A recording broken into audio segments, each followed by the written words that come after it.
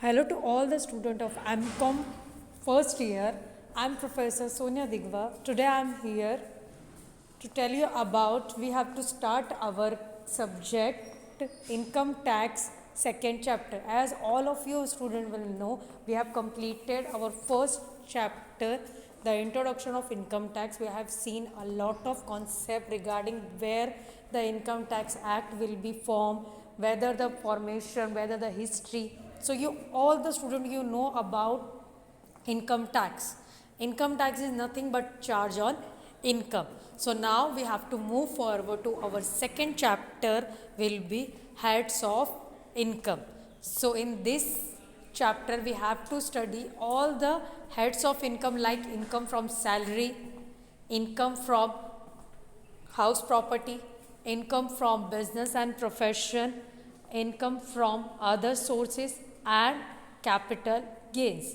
These are the income who have been paid by the person who are eligible to pay tax. As all the student will know that you can know that the person who are earning income and the person who are using income for earning income for day-to-day activities, they are liable to pay according to the Income Tax Act 1961 to pay tax. So in this chapter we have discussed that कि इस chapter में हम लोग ये देखेंगे review करेंगे that those person who are eligible मतलब कौन कौन सी डिफरेंट काइंड ऑफ कैटेगरीज है like salaried person okay salaried person means and who are occupying or under an salary basis working in a salary basis they are the person who are eligible to pay tax. So first of all we have seen the introduction.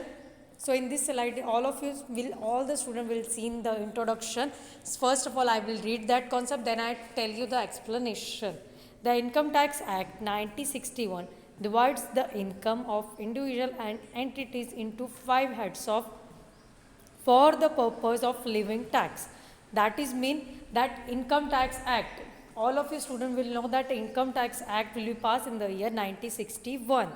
So वो ऐसे व्यक्ति जो यानी कि आप लोगों को first chapter में भी हम लोगों ने डिस्कस किया था, ऐसे व्यक्ति जो इनकम को टैक्स पे करने के लिए eligible, those person who are eligible to pay tax, they are liable to pay a tax that is called a heads.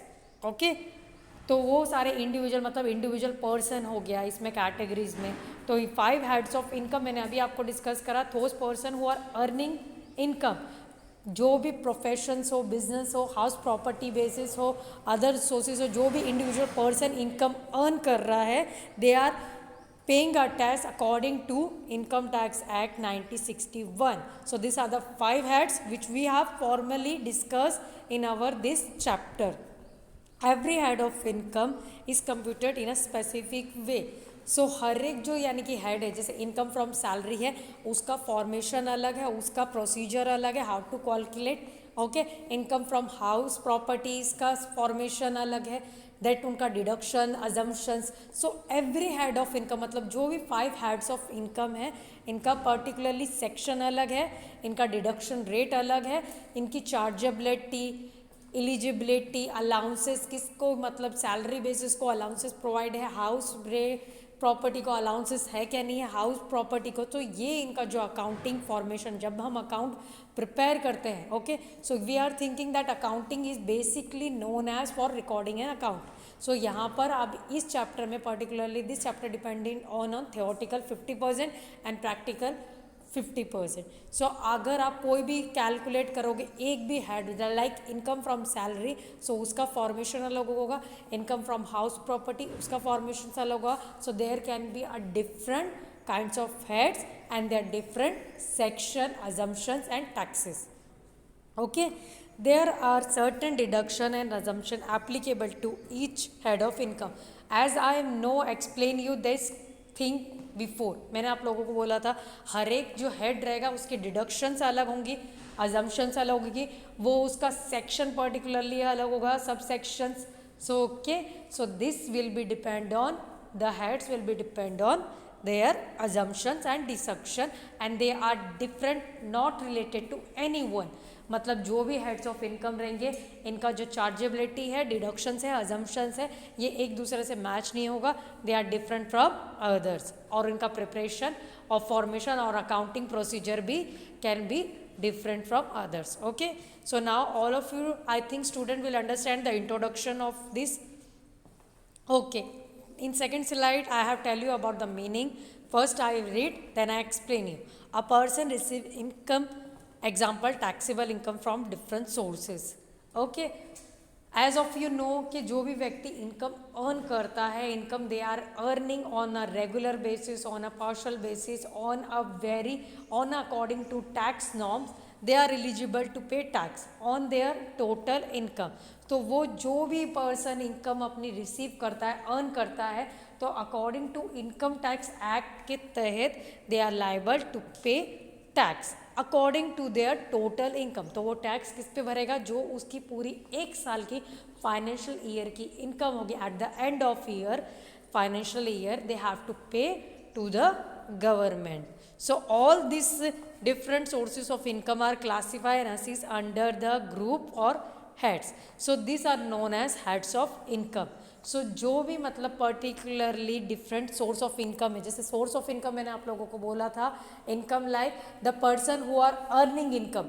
जो व्यक्ति पर्सन, इंडिविजुअल पर्सन किसी भी सोर्सेज से इनकम अर्न करता है, चाहे प्रोफेशन से अर्न करे, सैलरी से अर्न करे, हाउस प्रॉपर्टी से अर्न करे इंडिविजुअल पर्सन, या अदर सोर्सेज से इनकम अर्न करे, लाइक और कैपिटल गेन्स. तो ये सारे जो हेड्स हैं, इनके अदर सोर्सेज अगर कोई भी व्यक्ति पर्टिकुलरली एक हेड से इनकम अर्न कर रहा है, so they are the person who are liable to pay tax to the government. Okay, so total income pay करेगा. तो ये सारे हेड्स को मिला के, ये सारे अलग अलग विभिन्न प्रकार के हेड्स को क्या बोला जाएगा?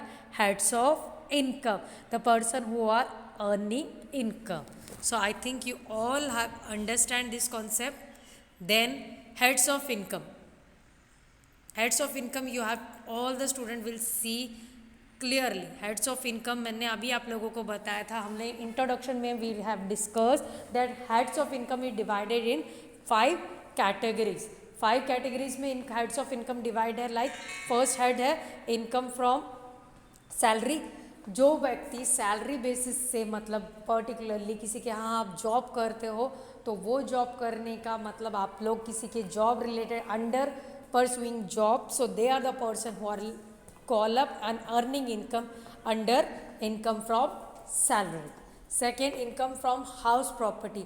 अगर कोई person, particular person have earning the income from a particularly house property, मतलब हाउस प्रॉपर्टी का रियल एस्टेट्स का बिजनेस हो किसी का, जस्ट लाइक हाउस प्रॉपर्टी का लैंड ऑक्यूपाई हो, रेंटल बेसिस पे दिया हो, तो वो व्यक्ति हाउस प्रॉपर्टी से इनकम अर्न करेगा. सो उसकी इनकम को क्या बोला जाएगा? Income from house property, individual person की.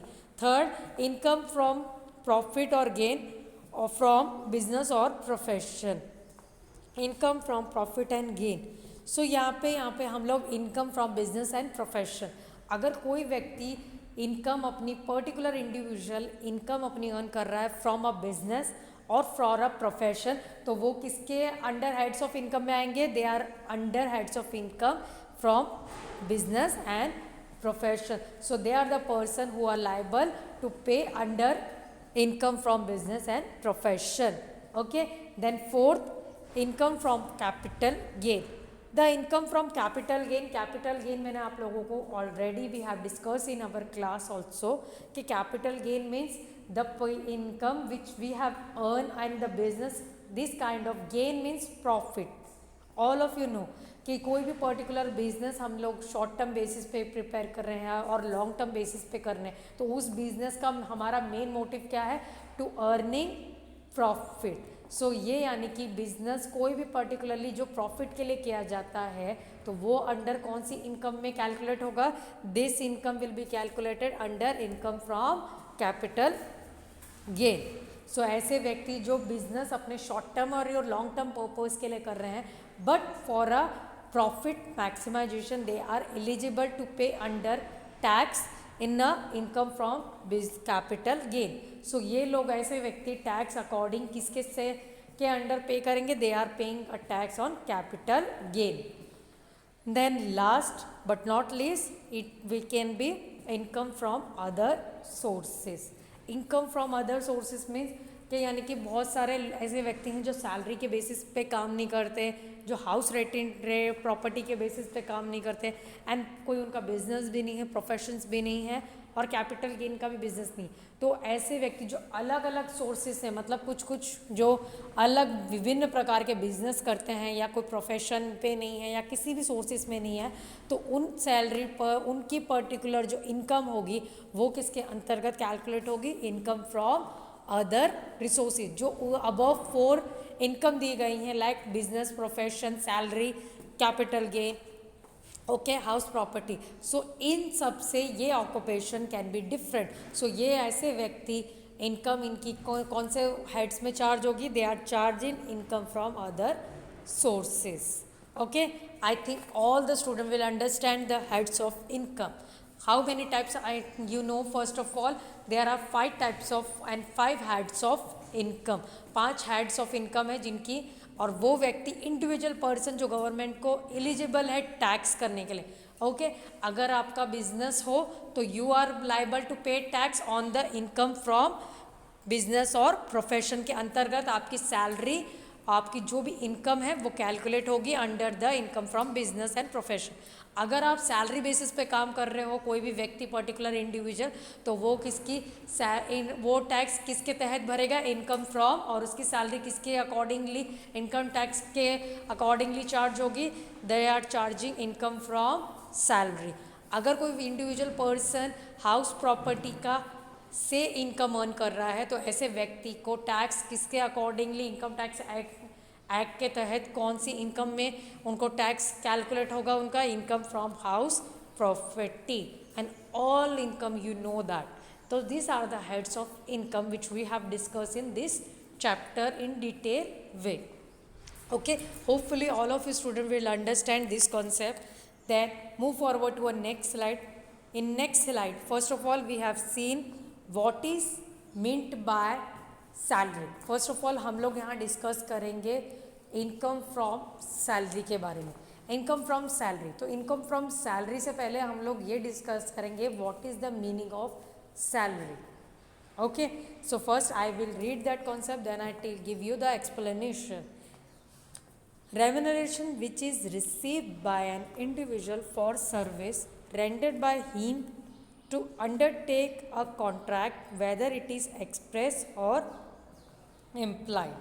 Okay, so कोई भी पर्टिकुलर इंडिविजुअल जब आप कंपनी में, सपोज फॉर एग्जांपल आपको लोगों को दूंगी, अगर आप कोई कंपनी में व्यक्ति काम कर रहा है, कोई कंपनी में व्यक्ति काम कर रहा है और वो वहाँ पर एक कंपनी अपॉइंट कर रही है किसी पर्टिकुलर एम्प्लॉय को, तो एम्प्लॉयर और एम्प्लॉय के बीच में जो रिलेशनशिप होता है, they relationship are under call up in income from salary basis. तो इनका रिलेशन किसके अकॉर्डिंगली चार्ज होगा?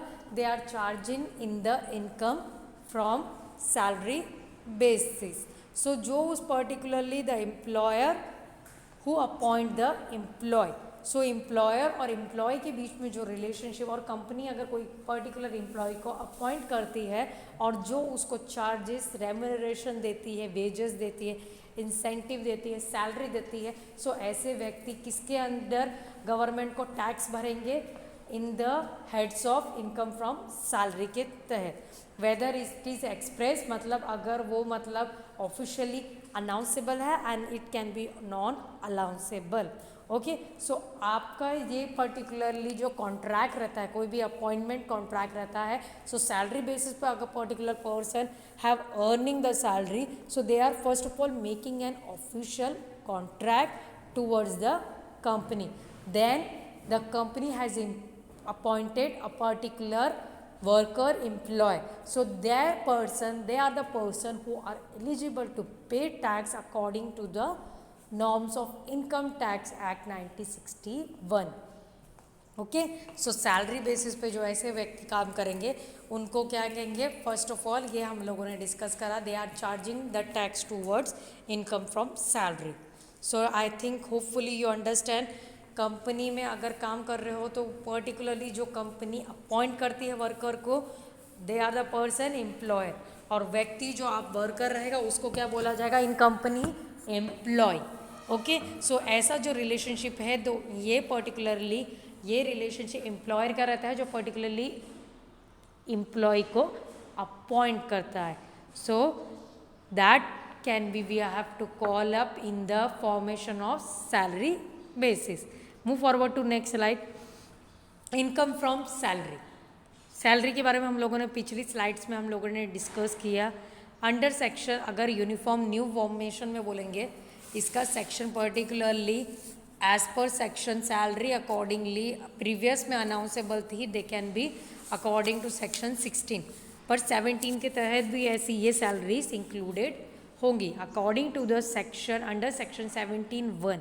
सैलरी के अंतर्गत अगर आप पर्टिकुलरली कंपनी में काम कर रहे हो तो ऐसे व्यक्ति को कंपनी क्या क्या प्रोवाइड करती है, एम्प्लॉय को सैलरीज के अलावा wages, pension, gratuity, fees, commission, pre requisites, profit in lieu of salaries, any advance salaries, bonus, annuity, income from provident fund, leave encashment and allowances.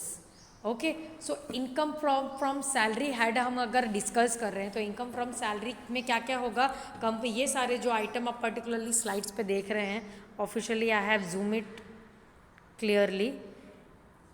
Income from salary के तहत क्या क्या आएंगे, पहले हम लोगों ने सैलरी डिस्कस किया। सैलरी क्या है, जो पर्टिकुलरली कंपनी अपने स्टाफ को जब अपॉइंट करते हैं तो देती है। तो कंपनी अपने स्टाफ को अपॉइंट करने के बाद सैलरी के अलावा क्या क्या देती हैं, जो इनकम फ्रॉम जो पर्टिकुलरली जो एम्प्लॉयर रहेगा उसकी सैलरी के साथ साथ ये सारे आइटम के जो एक्सपेंसेस रहेंगे, आइटम के वैल्यूज रहेंगे, चार्जेस रहेंगे, ये भी इंक्लूड होंगे।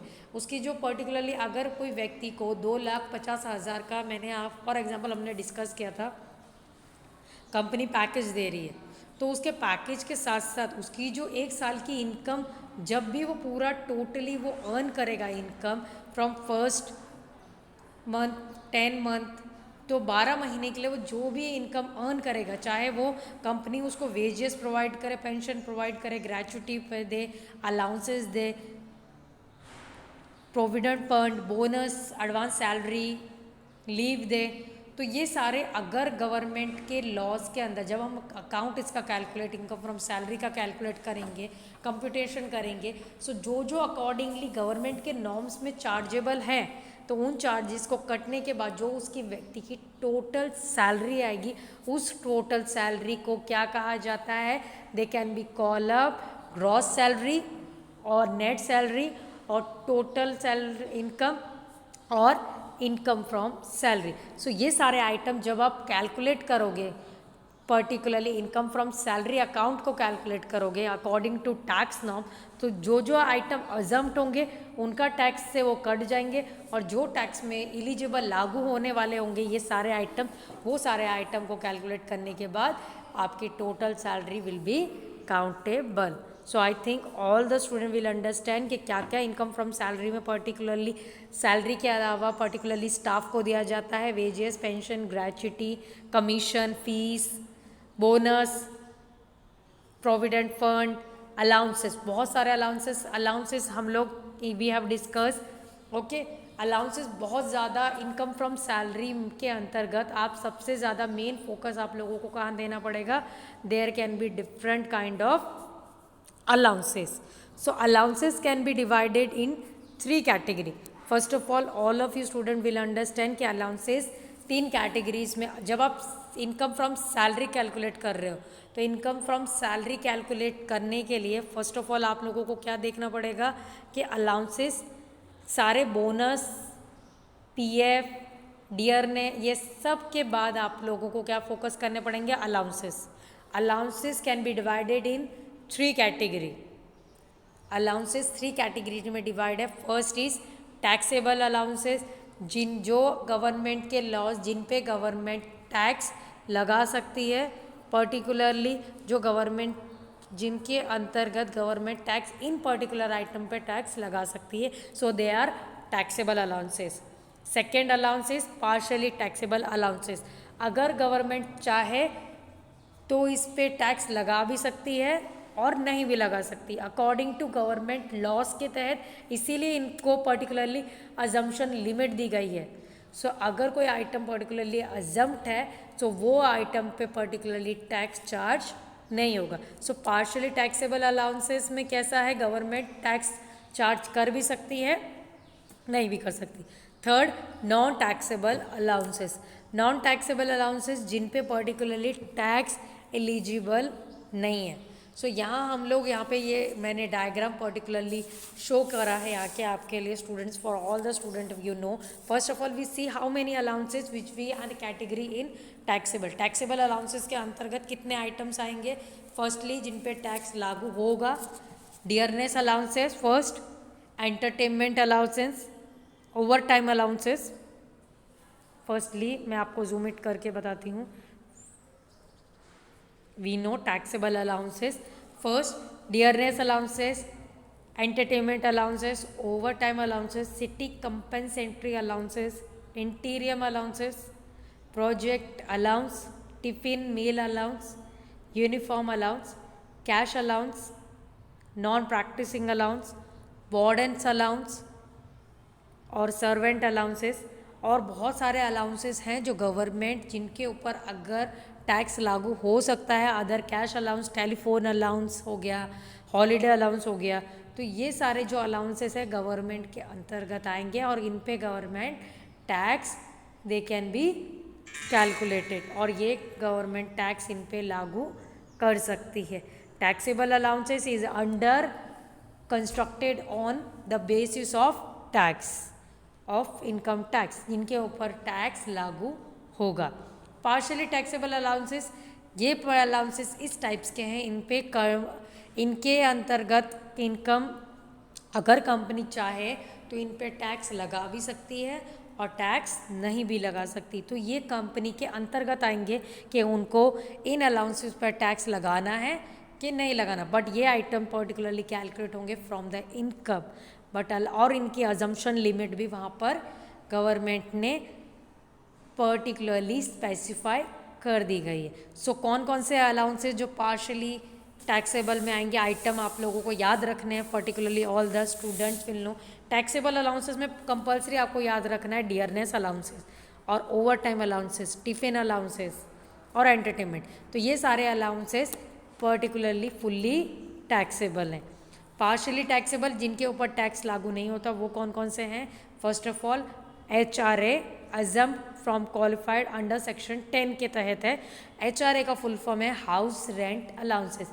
कंपनी आपको घर रहने के लिए देती है पर्टिकुलरली, तो उसके लिए कंपनी अगर टैक्स लगा, ऐसा ज़रूरी नहीं है कि हर कंपनी अपने स्टाफ को घर दे, तो इसीलिए ये टैक्स क्या है, पार्शियली अंडर चार्ज होगा। Okay. Fix medical allowances, fix medical allowances ज़रूरी नहीं है कंपनी, यहाँ पे वो हम लोग अलाउंसेस डिस्कस कर रहे हैं जो गवर्नमेंट कंपनी अपने स्टाफ को कभी कभी प्रोवाइड करती भी है और कभी कभी सिचुएशन में प्रोवाइड नहीं भी करती। सो इसीलिए ये अलाउंसेस फुल्ली टैक्सेबल अलाउंसेस नहीं है, they are call up partially taxable allowances. Fix medical allowances, fix medical allowances जिन पे कंपनी पर्टिकुलरली मेडिकल फैसिलिटीज़ अपने पर्टिकुलर स्टाफ को प्रोवाइड कर भी सकती है, नहीं भी कर सकती। Then next special allowances. Special allowances कौन कौन से हैं? Like children education allowances. Children मतलब कंपनी अगर पर्टिकुलरली किसी पर्टिकुलर स्टाफ के 2 चाइल्ड है, ओके, तो 2 चाइल्ड को पर्टिकुलरली पर मंथ कंपनी कितना परली प्रोवाइड करेगी? They are providing 100 rupees per month per child according to income tax act के तहत। तो ये चिल्ड्रन अलाउंसेस हो गए। एजुकेशन अलाउंसेस हैं लाइक चिल्ड्रन हॉस्टल अलाउंसेस। तो ये this are the special allowances which के we can charge accordingly government rules and regulation. Convenience allowances, entertainment allowances. Entertainment allowances हमने फर्स्टली पार्शियली में भी देखा, बट अगर वो under section less than under section 16 के तहत आ रही है और एंटरटेनमेंट अलाउंसेस का 5,000 से ज़्यादा है या 5,000 से कम है अगर एंटरटेनमेंट अलाउंसेस, तो उसके ऊपर पार्शियल गवर्नमेंट टैक्स लागू कर सकती है। और बहुत सारे अलाउंसेस हैं जो इसके अंदर कैलकुलेटेड हैं, but we are discussing the smallest, जो हम लोग ज़्यादातर याद रख पाए, जो स्टूडेंट्स याद रख पाए, ऐसे अलाउंसेस हम लोग डिस्कस पर्टिकुलरली कर रहे हैं। देन थर्ड है non taxable allowances. Non taxable allowances, जिन अलाउंसेस पे गवर्नमेंट 1% भी टैक्स लागू नहीं कर सकती।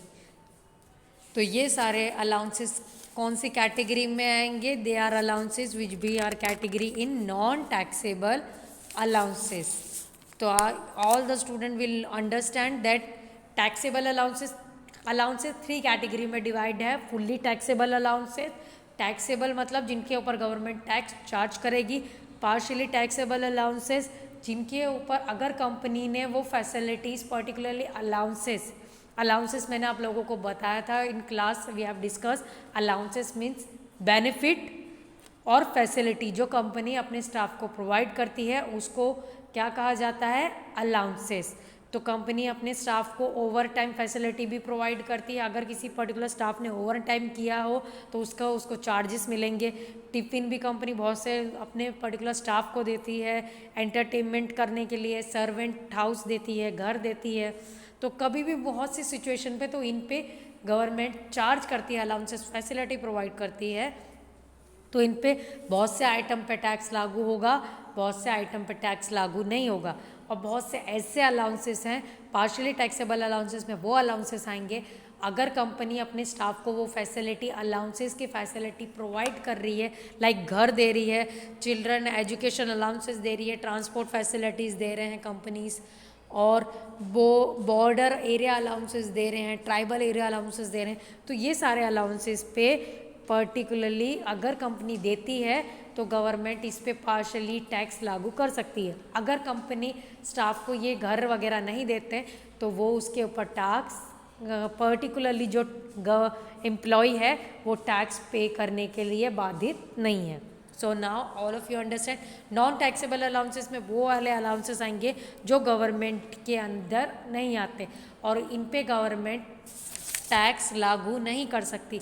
जस्ट लाइक कन्वीनियंस अलाउंसेस, अगर कन्वीनियंस अलाउंसेस का पर मंथ रेट पर्टिकुलर दिया हो तो उनके ऊपर 19,200 अगर कन्वीनियंस अलाउंसेस एक साल का हो रहा है तो उसके ऊपर कन्वीनियंस अलाउंसेस का टैक्स लागू किया नहीं जाएगा। और अलाउंसेस फ्रॉम यूएन एम्प्लॉयज़, मतलब अगर जो बाहर के लॉज के अंतर्गत आते हैं तो ऐसे व्यक्ति गवर्नमेंट को टैक्स पे नहीं करेंगे। देन कंपनसेंट्री अलाउंसेस, अगर कोई पर्टिकुलरली जज हो, हाई कोर्ट का जज हो या गवर्नमेंट फैसिलिटी अर्न कर रहा है, कोई पर्टिकुलरली मैंने आपको पोजीशन ऑक्यूपाई जैसे आईएएस ये ऑफिसर्स, ये पर्टिकुलरली जो सुप्रीम कोर्ट जज रहते हैं, तो ये गवर्नमेंट को चार्जेस जो सैलरी अर्न करेंगे इसके ऊपर वो बाधित नहीं है गवर्नमेंट को टू पे टैक्सेस। जो भी फैसिलिटीज़ उनको मिल रही है वो फैसिलिटीज़ के लिए वो गवर्नमेंट को टैक्स पे नहीं करेंगे। So they are will be categories in non taxable allowances.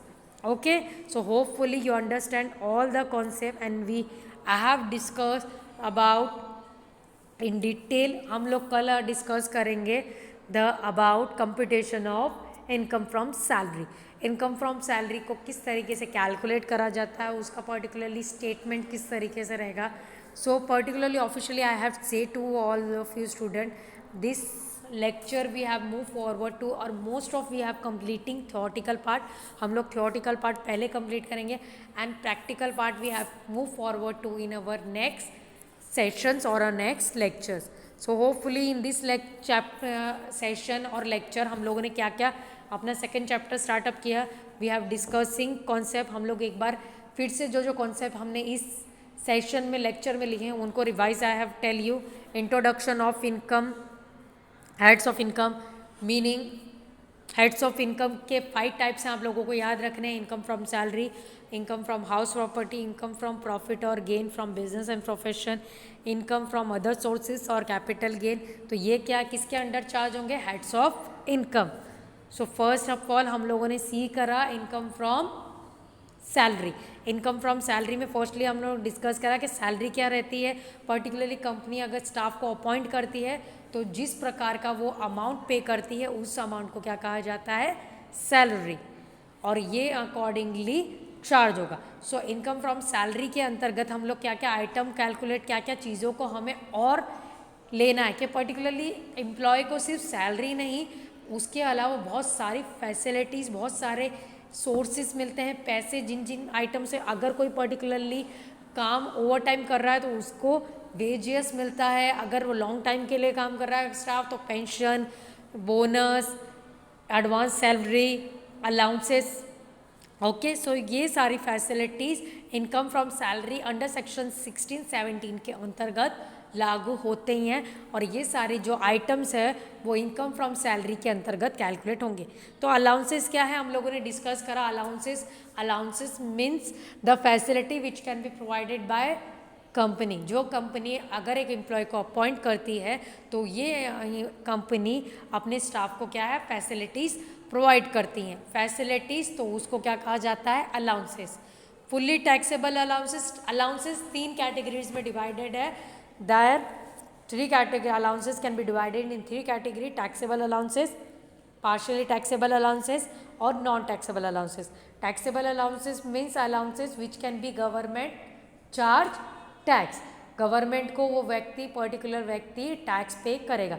Partially taxable allowances मतलब अगर पर्टिकुलरली कंपनी ने अपने स्टाफ को ये घर वगैरह की फैसिलिटीज़ प्रोवाइड करी गई है, एंटरटेनमेंट की अलाउंसेस की लिमिट प्रोवाइड करी गई है, तो ये टैक्स के जो रेट रहेंगे, एजम्पशंस रहेंगे, ये गवर्नमेंट पार्शली चार्ज करेगी अगर कंपनी ने स्टाफ को ये फैसिलिटी प्रोवाइड करी होगी तो। सो ये कैटेगरी कौन से अलाउंसेस कौन से कैटेगरी में आएगा, पार्शली टैक्सेबल। और नॉन टैक्सेबल जिस गवर्नमेंट पर्टिकुलरली चार्ज नहीं करेगी किसी भी प्रकार का टैक्स, ये सारी अलाउंसेस मतलब कोई सुप्रीम कोर्ट में अगर कोई जज काम कर रहा तो उनको बहुत सारी फैसिलिटीज़ मिलेगी, तो वो फैसिलिटीज़ सुप्रीम कोर्ट और हाई अलाउंसेस जो उनको प्रोवाइड करे जाएंगे उन पे गवर्नमेंट टैक्स लागू नहीं करेगी। सो ये सारे अलाउंसेस थे which we have discuss. In next lecture we have discussing about the how we calculate income from salary. Income from salary को किस तरीके से कैलकुलेट करेंगे in next chapter, in next session, sorry chapter not, in next lecture we have discussed that. So thank you to all of you students who are hearing me now in this our online lecture. So all of you students, first of all you have to make one should be clearly in comment box. You have to mention your name, roll number, class और specialization. So ये details आपको mention करनी है, and also subscribe my channel, like the video, and in comment box mention your attendance and all the details which I have said to you. So like and subscribe my YouTube channel. Thank you to all of you students.